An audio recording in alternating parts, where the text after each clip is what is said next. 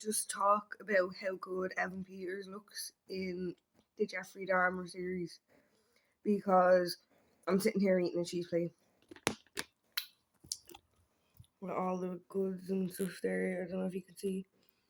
And I was like, okay, I'm gonna watch this series, but maybe I shouldn't eat while I'm watching it. But like, I'm like 20 minutes in, and I'm like, I've always had a crush on Evan Peters since American Horror Story days, and he started like, but how he portrays these roles is absolutely mind-boggling. Like, he makes a serial killer seem attractive, so you know what I mean. That's all I like to say here. So I'm gonna finish my cheese plate, and I'm gonna give you updates, in between what I'm watching. So, woo. So I'm at the part where he brings the dude back from the bar, and he walks in and he's like, "Whoa, what's that smell?" And he's like, "Oh, my family sent me meat and I forgot to put it in the fridge. I love pork chops." Holy shit! My stomach is like turning like with butterflies, and I'm like, I just don't know what I'm gonna see. I really don't. I have no idea what I'm in for. I haven't watched any spoilers. I haven't watched any videos of people talking about what's going on. I didn't even read the reviews because when it comes to Evan Peters, I like to just watch and take my own like opinion from it. Like, you know what I mean? I don't want anyone to sway my opinion. But like, this is eerie, man. Like, I'm just like still eating a cheese plate, grapes, fruit, nuts, 3, 4 different types of cheeses, spicy, onion, smoky, and cranberry cheese with crackers, salt and pepper crackers, with green grapes and blueberries, raisins, almonds. It's actually really tasty, and I have a side of guacamole just in case, but it's not fitting with the whole cheese plate. And I got my relish, and it's just so. Here we go. I'm gonna jump back into it. Okay, so I'm like 20 minutes in, and the dude he brought back was like dancing, and he was all sweaty, and he's like, "Get the camera." I'm sitting there thinking, Jesus, Jeffrey took taking a snack home very figuratively. You know what I mean? The suspense is killing me. So what we're gonna do is I'm gonna start Watch With Me series. So I'm gonna binge watch this show over the next couple of days, and I'm gonna like record myself, and I'm gonna chat about what went on in the show. And you're more than welcome to hop in and write your comments down below of what you've noticed, and we can get like a community going of Watch With Me, because I know we're all at home and we're all watching this. To be honest with you, most people are watching this at home by themselves. Unless they have like a partner and they're like, "Come on, sit down and watch this with me," you know what I mean? But like, I had to work up the courage to watch this because I was like, nah, I'm not interested in watching that. I mean, I like horror, and you know, like I like serial killers, as in like Freddy Krueger or Michael Myers, you know what I mean? Scream, but these are all like fictional, fabricated killers. You know what I mean? This is like based on real life, and it's just whoa, whoa. So anyway, yeah, watch with me, and I'll keep watching, and I'll get back to you. I know this is probably in bad taste, but like, you know, he's taking pictures of like the victims.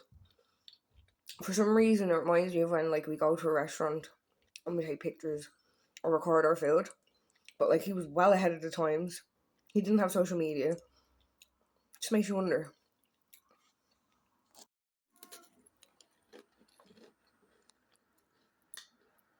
Hashtag death is a part of life. I don't know what this is, but like 20 minutes in, I don't even see Evan Peters anymore. I genuinely see Jeffrey Dahmer. Talk about acting to the elite level. Let's go.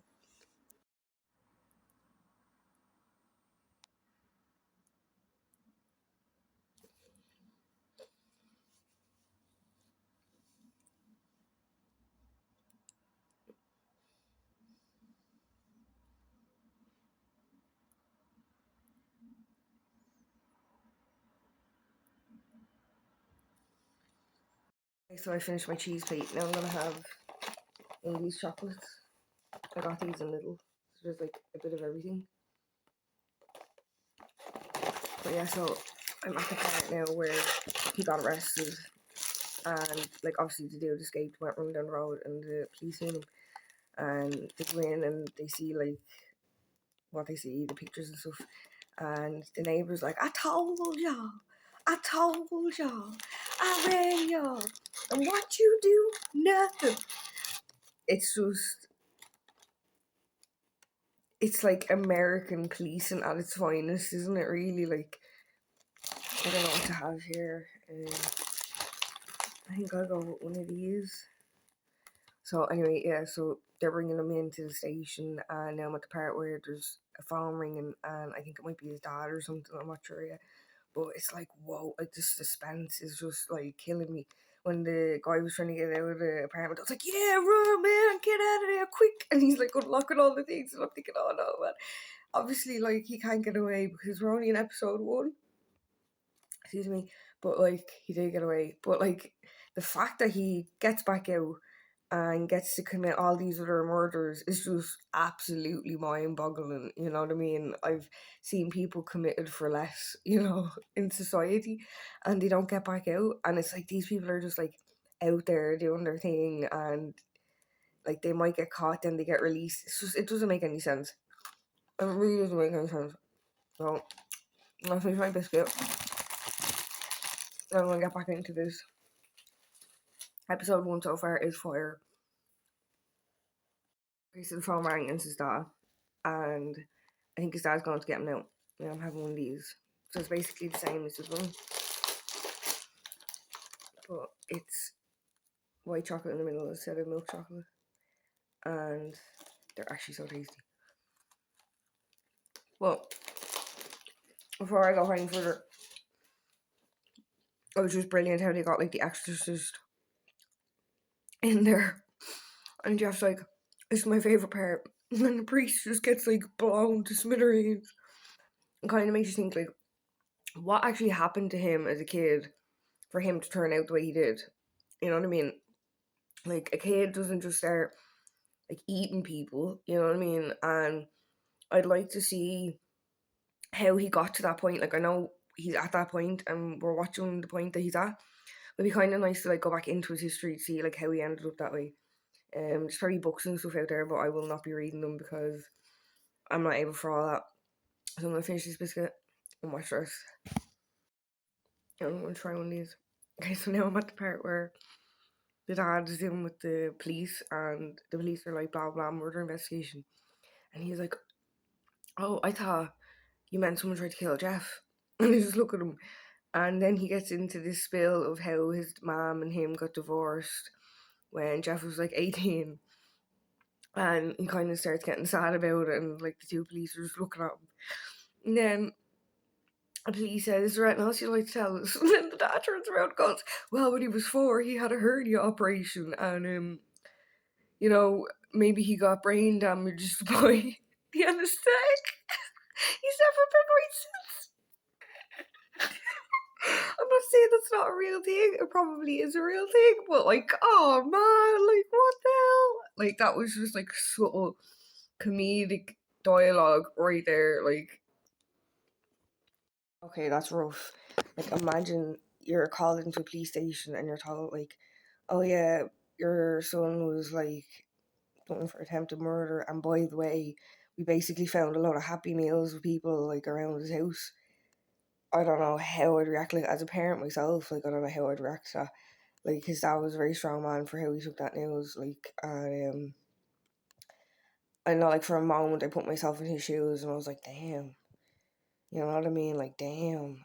But I think like it's gonna get like into more depth about his father, because I think his father kind of knew, not knew, but had like an idea he was up to something.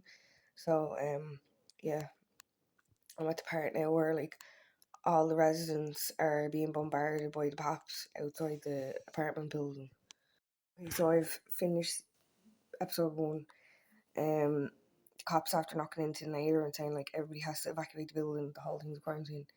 And what I'm getting from the neighbour is I think someone she knew went missing, and someone she cared about went missing, because the way it ended, it just seemed like there was more to it than what we've seen already, because she had suspicions of him. She was ringing the cops about him. So I genuinely think that like someone she loved or cared about went missing. But we'll see on to episode 2.